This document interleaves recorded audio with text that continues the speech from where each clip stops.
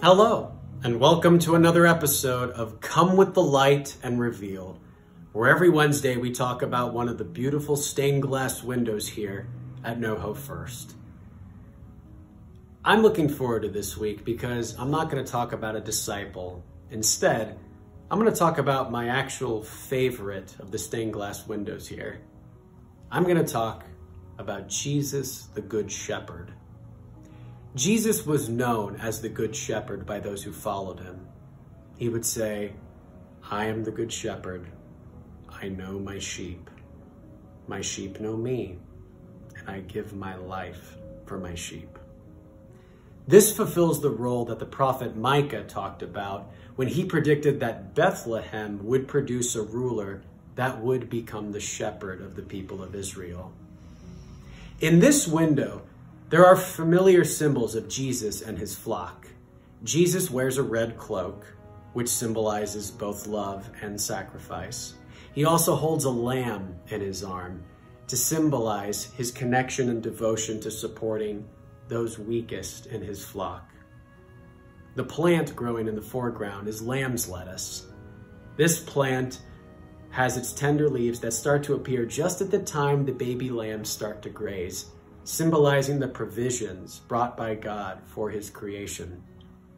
These signs confirm that we're seeing Jesus as the Good Shepherd, but there's more to it than that. There are other symbols that tell a richer story. The sheep are not in a pen.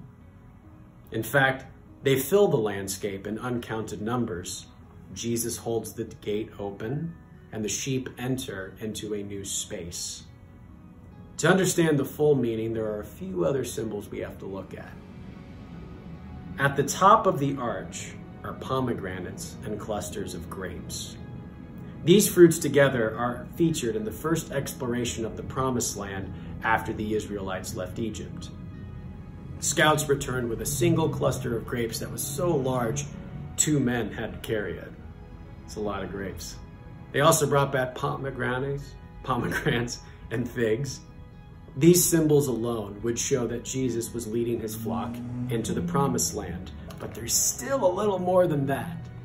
Interestingly, these same fruits have extra context when you put them with Jesus. Grapes don't just reference coming into the Promised Land. They are the foundation of wine. Wine symbolizes the communion by which we celebrate Jesus' victory over death and remember his sacrifice.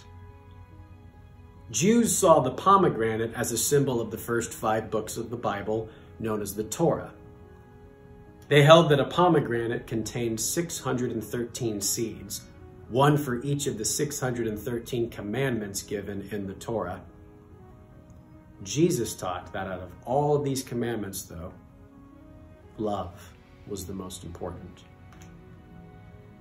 Now, believers everywhere spread Jesus' message of love and service.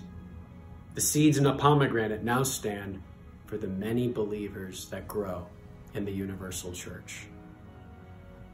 Jesus, the Good Shepherd, was lovingly given to our church from the Weddington Street Church, made in 1923, in memory of Henry Christian Boyer and Narcissus Virginia Boyer.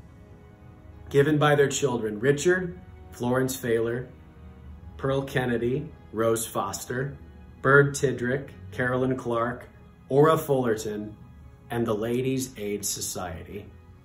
Thank you so much for learning about my favorite window today. We'll see you at 10:30 Sunday for worship service, and we'll be right back here on Wednesday for another window and another story.